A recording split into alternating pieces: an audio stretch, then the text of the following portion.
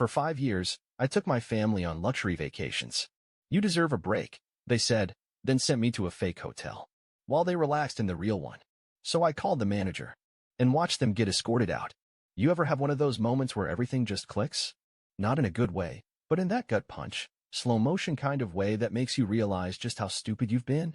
Yeah, that was me, standing outside a rundown budget hotel in the middle of nowhere, holding a reservation that didn't exist, while my family sipped cocktails on the rooftop of a five-star resort 5 blocks away. And here's the real kicker. I paid for both. Sir, we don't have any reservation under that name, the man behind the reception desk repeated, clearly trying not to laugh. This place hasn't accepted bookings online in over 2 years. I blinked, checked my phone again, checked the email my sister had forwarded me, with the hotel name, the address, the confirmation number. Except, now it all looked suspiciously fake. Like something a 12-year-old could Photoshop in 5 minutes. I didn't scream. I didn't throw my phone. I just stepped outside, walked past the flickering sign that read, Luxury Inn and Suites, an ironic name if there ever was one, and called my sister. She picked up on the first ring. "Oh hey, did you check in okay?" she said, voice bright and airy like she hadn't just committed the most sociopathic con of the year. "No," I said. Calm. Ice cold. Turns out the hotel doesn't exist. Funny, right? A pause. Just for a second. Then, well, that's weird. Maybe it's, like, under a different name? Sometimes they rebrand. Cut the nonsense, Lauren. Silence. I continued, each word a razor blade. You really sent me to a fake hotel. With a fake booking. While you're all lounging at the Riviera Grand, sipping mojitos on my dime. I don't know what you're talking about. That's not fair. Fair. I laughed, bitter and hollow. I paid for 5 years of these family vacations. You said I needed a break, that I worked too hard. And now, suddenly, I'm not invited to the real hotel? You think I wouldn't notice? Look, she snapped, the fake sweetness slipping away like melting makeup. We just thought it would be easier if you had your own space this time. You've been so uptight lately. That's when it hit me. They'd been planning this. Probably for months. Smiling to my face while carving me out like I was nothing but a walking credit card. The nice one. The giver. The fool. So I hung up. Walked 5 blocks to the real hotel. Walked up to the front desk. And said just 4 words. Call your manager. Now. It started like it always does, with guilt. You've been working so hard. You deserve a break, my mom would say, pouring herself another glass of wine while sending me screenshots of 5-star resorts. You need to relax. Take care of yourself. We'll all go together, as a family. Just like old times. Except there were never any old times like that. Not really. Growing up, I was the forgettable one. The middle child with decent grades and a quiet mouth. My sister Lauren was the loud, blonde center of attention, cheer captain, drama club, everybody's favorite golden girl. My brother Zach was the laid-back rebel who got a motorcycle at 17 and crashed it the same week. Me? I stayed out of trouble. Paid my way through college. Got a job in finance. Never made waves. And that's exactly why they saw me as useful. The first vacation I paid for was after my mom got laid off. I was 27. She cried on the phone about how she and Dad hadn't taken a trip in years, and how Lauren was going through so much after her breakup, and wouldn't it be nice if we all got away for a week? I caved. I booked a beach villa. Covered everything: flights, rental car, private chef. The works. I told myself I was doing it for them. Bet seeing them happy would be enough. It wasn't. Not even close. From the moment we landed, I was treated like the hired help. Can you cover the drinks? I forgot my card. We should do the dolphin tour. You've got that bonus, right? Oh my God, this resort is so nice. You must be doing well. So proud of you. But not proud enough to pay their own way. Still, I smiled. Nodded. Laughed along with their jokes, even when Lauren called me Daddy Wallet in front of the waiter. I should have stopped then. But I didn't. I kept paying. Year after year. Trip after trip. They got bolder. One summer it was Italy. The next, the Maldives. When Lauren got married for the first time, they asked if I could gift them a honeymoon extension, just an extra week in Bora Bora. I said yes. I always said yes. My parents played their roles, too. Dad never said much, just grunted his approval when the vacation emails went through. Mom knew how to work me, guilt me with a soft voice and a tired smile. It's not about the money, she'd say. It's about keeping the family close. Close. That was a joke. Every trip, I noticed how they'd quietly cut me out. Lauren always chose the rooms. Zach made the playlists. I paid for it all, but somehow, I was always left out of the planning and increasingly, the fun. They'd disappear for group dinners without telling me, take photos and post them with captions like family time, while I ate leftovers in my room. Still, I stayed quiet. Until last year. Something shifted. We were in Mexico.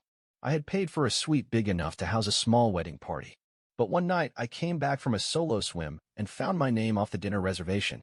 We didn't think you'd want to come, Lauren said, not looking up from her phone. I paid for it. Oh, come on. You always act like you're not into these things. It's just dinner. But it wasn't just dinner. It was a pattern. I was the outsider who footed the bill. I remember sitting on the edge of the bed that night, staring at the resort lights through the window and wondering what I was doing. That was the first time I thought, maybe I should stop. But they pulled me back in.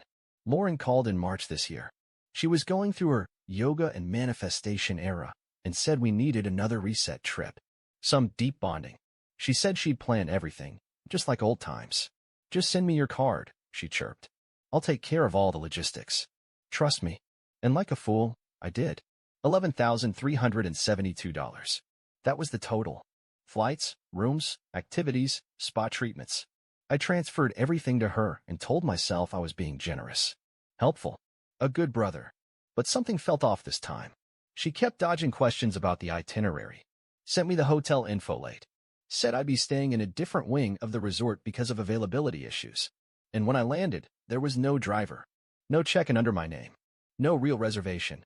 Just an email confirmation from a made-up third-party site and a hotel that hadn't taken guests since 2021. They sent me to a fake hotel. After 5 years of paying for their vacations, they dumped me like garbage. Not a mistake. Not a misunderstanding. A setup. And it made sense. They wanted the vacation, but not me. I was an accessory to them. A wallet with legs. And this time, they didn't even want to pretend. So I called Lauren. Heard her voice. Heard the lie curl around her tongue like poison. And for once, I didn't swallow it. That's why I marched into the Riviera Grand, demanded the manager, and handed him every receipt, every name, every fake email she had used to cover her tracks. And I waited. Waited as the concierge frowned. As he made a few quiet calls. As hotel security assembled discreetly by the elevator. And I sat there, sipping the complimentary sparkling water they offered me. As my entire family got escorted out of paradise. I didn't expect the manager to do anything, honestly. I just wanted someone, anyone, to acknowledge how royally I'd been screwed. But apparently, five-star hotels don't take kindly to identity games and third-party scams, especially when the person funding the entire group booking shows up with proof that they've been duped into sleeping next to a roach motel. The manager reviewed the emails. Cross-referenced the real booking Lauren had made under her name using my card. Called corporate. Then he gave me a smile so cold it made my spine tingle. Would you like us to handle it discreetly, Mr. Cross? He asked. I shook my head. No. Make it loud. I was sitting in the hotel bar sipping an old-fashioned when it happened. A pair of security guards approached the rooftop cabana like it was a crime scene. Lauren was reclined on a lounger in a white bikini, drink in one hand, phone in the other. Mom was floating in the infinity pool. Dad napping in the shade. Zach and his girlfriend were taking selfies by the glass railing. Then came the words I've been waiting for. Excuse me, ma'am. We need to speak with you about your reservation. Lauren blinked, adjusted her sunglasses, and laughed like they were asking her for a photo. Sorry, we're kinda in the middle of something, she said. Can it wait? No, ma'am. You need to come with us. The entire pool deck fell quiet. My mom stood up in the water, squinting. Is there a problem? Yes, the manager said, appearing beside the guards. A very serious one. That's when Lauren saw me. I raised my glass in her direction. Smiled. Her face dropped. What did you? Hi, sis, I said sweetly. You booked me a fake hotel. Figured I'd return the favor. What are you talking about? She snapped, standing now, dripping sarcasm and SPF 50. This is a misunderstanding. You said you didn't want to stay with us. No, I said I was paying for a family vacation. Not to be tricked into a rundown shack while you sunbathed on my dime. I didn't trick you. I pulled out my phone. Hit play. Lauren's voice echoed through the speakers, our earlier call. We just thought it would be easier if you had your own space. You've been so uptight lately. Gasps. One of the other guests actually booed. Zach stood frozen. My mom was shaking her head, still in the pool, whispering, no, no, no. Lauren lunged toward me. You had no right to record me. You had no right to steal my money. I didn't steal anything. Really? Because you booked a hotel in your name using my card, lied about it, and dumped me 5 blocks away like I was a charity case. The manager stepped in. Mr. Cross has provided proof that the reservation was made fraudulently. I'm afraid we'll have to ask all guests associated with this booking to leave the premises immediately. What? My mother shrieked. You're kicking us out? Lauren looked like she was about to explode. You're enjoying this, aren't you? Yes, I said, without blinking. Thoroughly. You're disgusting, she hissed. After everything we've done for you. Oh, please, I cut her off. You've done nothing for me. You used me. You needed a wallet with a last name, and I was stupid enough to volunteer. You're overreacting. Dad finally chimed in, voice raised. This isn't what family does. Exactly, I said. Family doesn't lie. Family doesn't exclude. Family doesn't pretend to love you for 5 years just to book you into a fake hotel like a stray dog. He tried to say something else, but the guards had already begun helping them gather their things. Lauren screamed when they touched her suitcase. I paid for this vacation. No, I said. I did. And it's over. She looked at me like I just ripped her heart out. I hope you're happy, she spat. I'm free, I said. Which is better? 10 minutes later, I watched them walk out the front doors of the Riviera Grand, humiliated, flustered, dragging their overpriced luggage and shattered pride behind them. The best part? The hotel let me stay, comped my room, upgraded me, even. Turns out, when you catch scammers on their own dime, people take notice. As for Lauren, she tried texting me that night. Lauren, you made your point. Now undo this. Lauren, Mom's crying. Are you really okay with that? Lauren, you're unbelievable. I didn't reply, but I did post a photo to the family group chat. Me, in the rooftop pool, sunset behind me, captioned, Vacation's just getting started. For the first time in years, I slept like a king. Not just because the bed in my upgraded suite at the Riviera Grand felt like it was made from clouds and whispered apologies, but because the silence, the absence of their voices, their demands, their fake laughter was the most peaceful thing I'd ever heard. They were gone. Security had escorted them out like a pack of petty criminals. I stayed, ate the rest of the week's prepaid meals, took their spa appointments, drank their champagne. Every time I passed a couple on a couple's massage table or someone lounging by the pool in a bathrobe, I thought of Lauren shrieking while being dragged off hotel property and smiled. But what I didn't expect, the fallout. It started small. Missed calls from my mom. Then Dad. Then Lauren. Then came the real punchline, a group voicemail. They must have been in the same room, because it sounded like a sad parody of a hostage tape. We just want to understand what happened, my mom said, voice quivering. You didn't have to embarrass us, Lauren cut in, clearly trying to cry but forgetting how. We're family, my dad finished flatly. This isn't how we do things. I didn't even listen to the rest. Deleted it. But what I did next surprised even me. I sent them a group text. Next time you want me to pay for your vacation, at least pretend I'm invited. Oh, wait, there won't be a next time. Block, block, block. I checked out of the hotel 2 days later, relaxed and high on revenge. When I got home, I made one last decision. I transferred my savings, every cent in the family emergency fund I'd stupidly kept open, into my private account and closed the shared card Lauren had used for years. It felt like locking the door to a house I no longer lived in. Then the weirdest thing happened. People started reaching out. Cousins. Friends of friends. Even my aunt from Michigan I hadn't heard from since I was 12. You were right to do it, one cousin texted. I always felt like they never gave you the respect you deserved, someone said. About time someone put Lauren in her place. Turns out, my family's golden children weren't so golden to everyone else. People had watched, quietly, as I paid for everything and got nothing in return. And now? They were cheering from the sidelines. But then came the message that flipped everything. It was from a number I didn't recognize. Hi. You don't know me, but I think we should talk. I'm Olivia. I'm Lauren's daughter. I stared at the screen for a full minute. What? Lauren didn't have kids. At least, she wasn't supposed to. She'd always said she wasn't the maternal type and couldn't imagine ruining her body for a baby. But the message continued. She gave me up, 19 years ago, for adoption. I only just found out who she is. And I found you. I think you're my uncle. My breath caught. It didn't make sense. Or maybe it did. Lauren had disappeared for a semester when she was 19. Told everyone she'd gone studying abroad. I remember Mom being weirdly tight-lipped about it. Dad wouldn't even say what country she'd gone to. It was a lie. All of it. I replied, Where are you? She was real. And she wasn't reaching out for money or drama. She just wanted to know who she was. We agreed to meet for coffee. She looked like Lauren, the same sharp cheekbones, the same hazel eyes, but softer. Kinder, I don't want anything, Olivia said, clutching her coffee cup. I just needed to understand where I came from, and I thought maybe you could help. For the first time in years, I felt like I was having a conversation with someone in my family that didn't involve guilt or manipulation. I told her everything. About Lauren. About the fake hotel. The vacations. The betrayal. She didn't defend her. Instead, she said, you deserved better. And I'm sorry you didn't get it. We sat in silence for a while after that. Just breathing. Then Olivia pulled something from her bag. A box. She slid it across the table. What's this? I asked. My adoptive dad passed away recently. He was a lawyer, and he kept this. He thought one day I might need it. I opened it. Inside was a folder. Documents. Legal papers. And then a handwritten note. From my grandmother. The one who had died 5 years ago. The one Lauren always tried to get close to. The one who used to secretly send me birthday cards with $20 and the words for my quiet favorite. The letter was short. If you're reading this, it means Lauren's lies have gone far enough. The truth always comes out.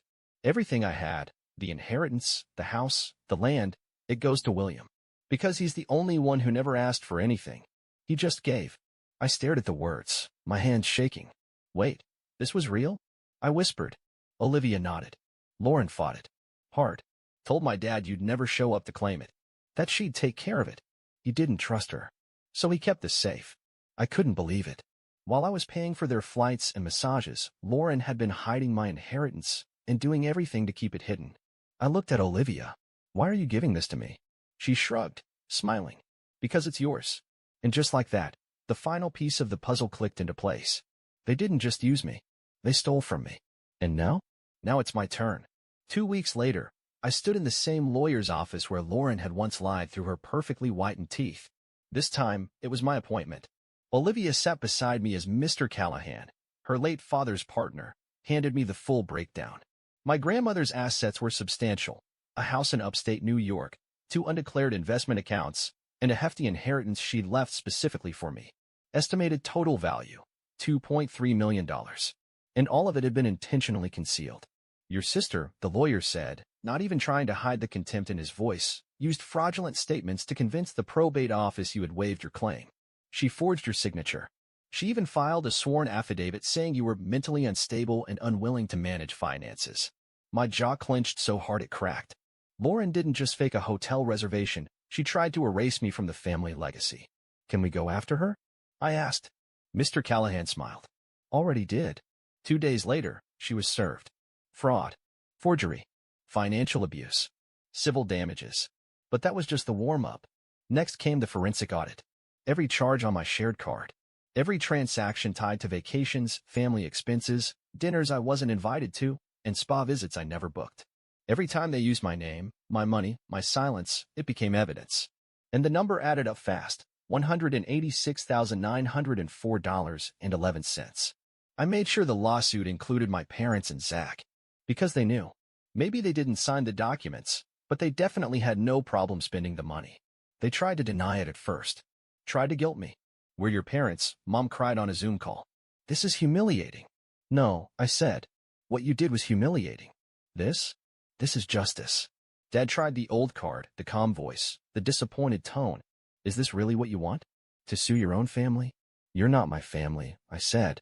You're just a group of adults who treated me like a debit card. Then I sent them screenshots. Every dollar I'd spent over the years, itemized, dated, categorized. I even included the receipts from the fake hotel. And the cherry on top? A copy of Grandma's letter. You could practically hear the oxygen leave the call. Lauren broke first. I can't pay that, she whispered. I don't have that kind of money. Then sell the bags. The shoes. The lies. She hung up. But reality doesn't end when the call drops. By the end of the month, my lawyer froze their joint accounts. Lauren's car was repossessed. Zach had to sell his condo. My parents refinanced their house. They called it cruelty. I called it reimbursement. Then, one by one, the apologies trickled in. Not sincere ones, of course. Not, we were wrong or we used you. More like, can we talk this through? Do you really want to destroy your own family over money? We're struggling. Isn't that punishment enough? No, it wasn't. Because I struggled too. I struggled while they ate shrimp cocktails and laughed behind my back. I struggled when they booked themselves into presidential suites and sent me to rot in a motel. I struggled alone. But now? Now I was done struggling. They were the ones gasping for air. And me? I was finally breathing. I used part of the inheritance to buy a quiet cabin by the lake. No Wi-Fi. No drama. Just peace. Olivia visits sometimes. We drink coffee and talk about books, life, and the twisted poetry of how family can be the thing that saves you or destroys you, depending on whether you let them. And one night, as we sat on the dock watching the water glow under the moonlight, she asked me the question that had been hovering for weeks. Do you ever regret it? Taking everything back? I looked at her, thought about it, then answered. No, because it was never theirs to begin with. She smiled. Do you think they'll ever forgive you? I laughed. I hope not. Final message from Lauren, sent a month after the settlement cleared. You ruined everything. I hope it was worth it. My reply. It was. Every single cent.